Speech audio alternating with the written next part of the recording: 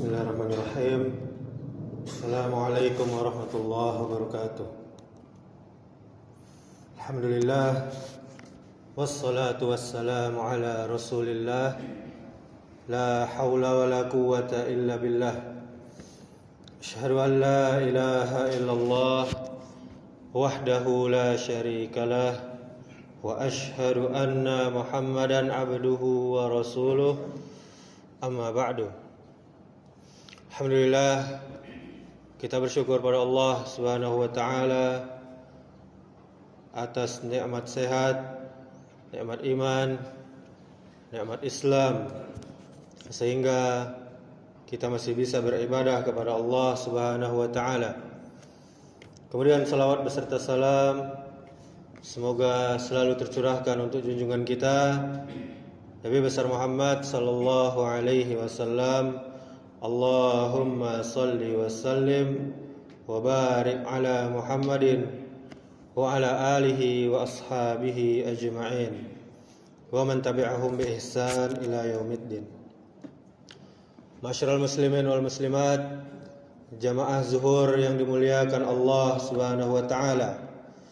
Marilah kita bersama-sama senantiasa meningkatkan kualitas iman kita serta memaksimalkan ketakwaan kita hanya kepada Allah Subhanahu wa taala dengan mengevaluasi segala bentuk perbuatan, perkataan, keyakinan yang pada umumnya sadar atau tidak sadar, lupa atau sengaja, terpaksa atau dengan senang hati, melahirkan dosa yang mungkin kita anggap kecil, tapi mungkin di hadapan Allah merupakan suatu kebiasaan yang bisa mendatangkan murkanya. Masyarul muslimin wal muslimat, jamaah yang dimuliakan Allah Subhanahu wa taala, sungguh tiada kata terlambat untuk kita berbenah diri. Seandainya masa lalu kita sangat begitu kelam, begitu hitam, penuh dengan aib dan noda-noda dosa, penuh dengan fitnah dan kedurhakaan kepada Allah Subhanahu wa taala yang menggunung, kezaliman yang melampaui batas kemanusiaan, bahkan kezaliman di luar kewajaran. Kemudian kemunafikan yang mewarnai kehidupan kita sehari-hari. Jika kita coba menghitung-hitungnya, dosa kita kepada Allah Subhanahu wa taala, dosa kita kepada sesama, dan yang lebih parah lagi, dosa kita kepada orang tua kita yang telah melahirkan kita, membesarkan, mendidik kita, yang telah rela menghabiskan waktunya untuk kita, menghabiskan hartanya untuk kita, perasaannya demi kita, si buah hati yang amat beliau sayangi. Namun setelah kita beranjak remaja, beranjak dewasa, apa yang kita perbuat kepada mereka? Boleh jadi kita hanya mampu menyebabkan air mata mereka menetes karena ulah perbuatan kita. Harga diri mereka jatuh karena ulah perbuatan kita. Hati mereka hancur karena kenakalan dan kebejatan kita. Mungkin lembaran hitam yang sering kita torehkan di buku catatan amal perbuatan kita tahun ini dan tahun-tahun sebelumnya memenuhi setiap lembarnya. Hampir-hampir tiada lagi garis-garis yang berwarna putih sebagai catatan kebaikan yang pernah kita perbuat. Tahun demi tahun, bulan demi bulan, hari demi hari kita lalui penuh dengan kesombongan, keangkuhan, kefasikan, kemunafikan, kedurhakaan kepada Allah Subhanahu wa ta'ala dan Rasulnya, kedurhakaan kepada kedua orang tua, kezaliman yang kita perbuat kepada sesama kita, Allah Subhanahu wa ta'ala telah berfirman, wa tubu ilallahi jami'an ayyuhal mu'minuna la'allakum tuflihun. Dan bertaubatlah kamu semua kepada Allah, wahai orang-orang yang beriman, agar kamu beruntung. Surah An-Nur ayat 31.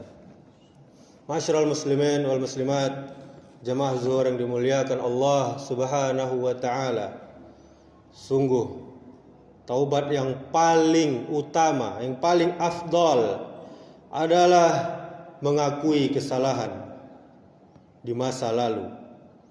Niscaya Allah Subhanahu wa ta'ala akan menerima taubat kita semuanya. Pada ayat yang lain Allah berfirman di dalam Quran, qala rabbana zalamna anfusana wa illam taghfir lana wa tarhamna lanakunanna minal khasirin. Wahai Rabb pemelihara kami, sesungguhnya kami telah berbuat zalim terhadap diri-diri kami, dan jika Engkau tidak memberi ampunan kepada kami dan merahmati kami, sungguh benar-benar kami menjadi termasuk dari golongan orang-orang yang merugi. Surah Al-A'raf ayat 23. Masyarul muslimin wal muslimat, mengakui kesalahan, menyesali perbuatan, memohon ampunan Allah Subhanahu wa ta'ala, kemudian berjanji agar tidak mengulangi lagi dosa tersebut, serta terus menambahkan amal soleh sebagaimana rukun taubat yang kita ketahui. Jemaah yang dimuliakan Allah Subhanahu wa ta'ala, seandainya kita hidup di masa lalu, di zamannya Nabi Musa alaihissalam, apakah kita sanggup untuk bertaubat dengan cara membunuh diri kita sendiri?